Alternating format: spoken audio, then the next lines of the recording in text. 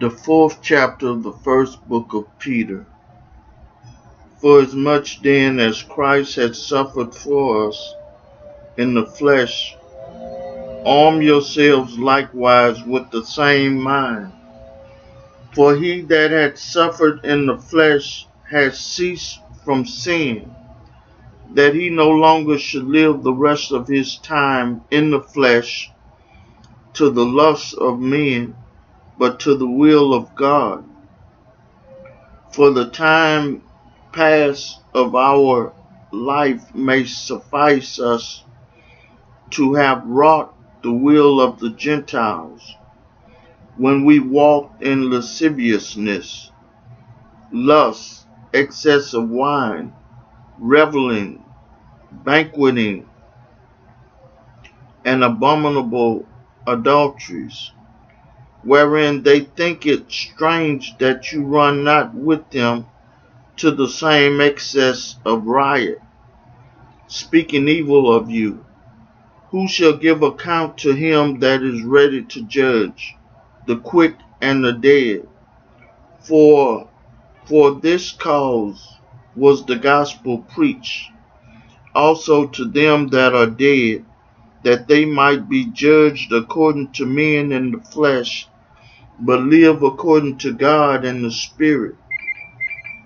By the end of all things is at hand, but the end of all things is at hand.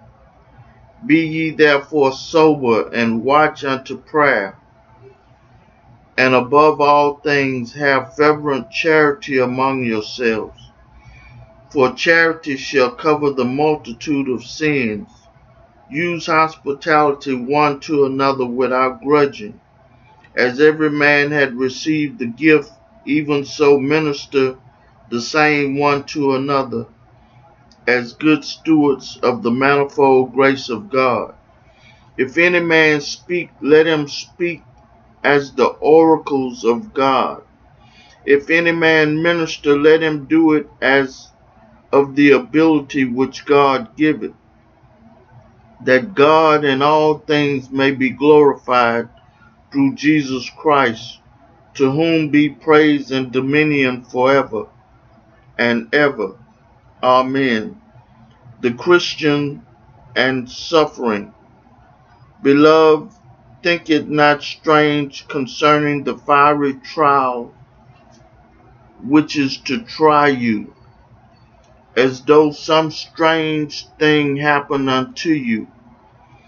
But rejoice inasmuch as ye are partakers of Christ's suffering, that when his glory shall be revealed, ye may be glad also with exceeding joy.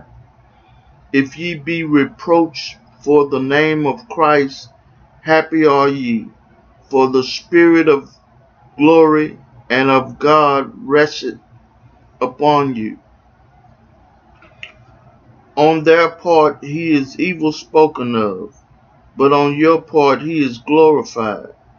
But let none of you suffer as a murderer, or as a thief, or as an evildoer, or as a busybody in other men's matters. Yet if any man suffer as a Christian, let him not be ashamed, but let him glorify God on this behalf. For the time has come that judgment must begin at the house of God.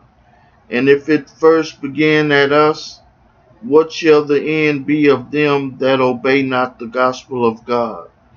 And if the righteous scarcely be saved, where shall the ungodly and the sinners appear? Wherefore let them that suffer according to the will of God commit the keepings of their souls to him in well doing, as unto a faithful Creator. I read for you the fourth chapter of the first book of Peter. May God add a blessing to the hearers and the doers of his word.